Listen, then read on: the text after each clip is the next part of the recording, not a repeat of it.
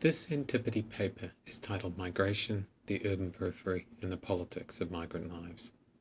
It focuses on the lives of migrants working in the peripheral zones of the metropolitan region of Seoul in South Korea. Through this focus, the paper examines the ways in which migration regulation is involved in creating marginalization, as well as some of the ways in which migrants negotiate and challenge this marginalization by their very position in the periphery.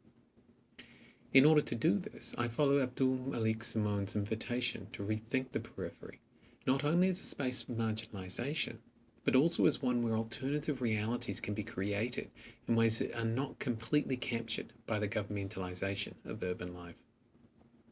While the periphery and marginalization is not something to romanticize, it is important to recognize that these geographies afford opportunities to migrants for making social networks, for avoiding surveillance, and for developing political responses that are less accessible in the urban core. The case of South Korea is instructive in this regard. There has been a significant growth in migration to South Korea over the last decade, much of which has been managed through the employment permit system that sets conditions, legal status, rights for residents, and crucially disallows long-term settlement. The employment permit system recruits migrants from countries in Asia, primarily for the manufacturing and construction sectors. Migrants typically live on work sites, and as a result, their position in the urban region is shaped by the histories of urban development that sees most manufacturing activities located in distant industrial complexes or small operations in peri-urban zones. Far from the bright lights of Seoul that many migrants imagine in advance of migration, these spaces could be seen as indicative of marginalization and differential inclusion into urban life. What this paper argues, however, is that migration scholars and activists need to do more than just record this marginalization and critique those policies that contribute to it.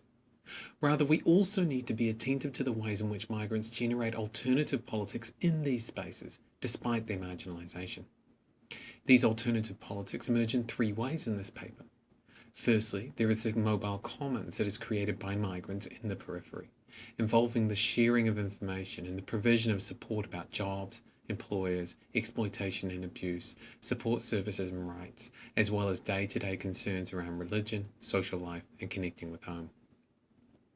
Secondly, the periphery is also a critical resource for migrants who have or seek to become undocumented.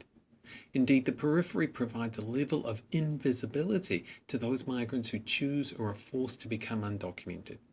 They can avoid detection exactly because they inhabit spaces beyond the gaze of the state and because of the support structures of the mobile commons that circulate in the periphery. Lastly, the periphery can also be utilized as a space to generate tactics of recognition, to participate in public space, or to draw attention to the marginalization of migrants and demand better rights. Several instances of this have occurred in Seoul over the last decade, involving protest movements that draw on the mobile commons and bring migrant bodies into key urban centres to make their lives and claims visible. Drawing attention to these examples demonstrates not only that the periphery is more than just a manifestation of marginalization, but also that scholars and activists need to recognize that migrants are not passive, but rather active constituents of the urban spaces they inhabit. These insights are important in the South Korean context because they go beyond the emphasis only on marginalization and human rights issues to address the ways in which migrant lives actually involve the creation of new possibilities.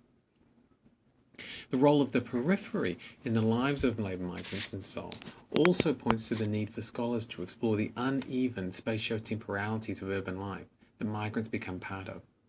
In other related research I am undertaking, I have done this by contrasting the lives of labour migrants with those of English teachers from Anglophone countries, as well as international students at elite universities.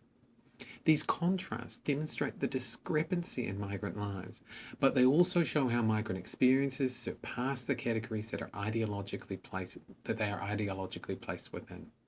They all participate in and potentially have a role in shaping urban life.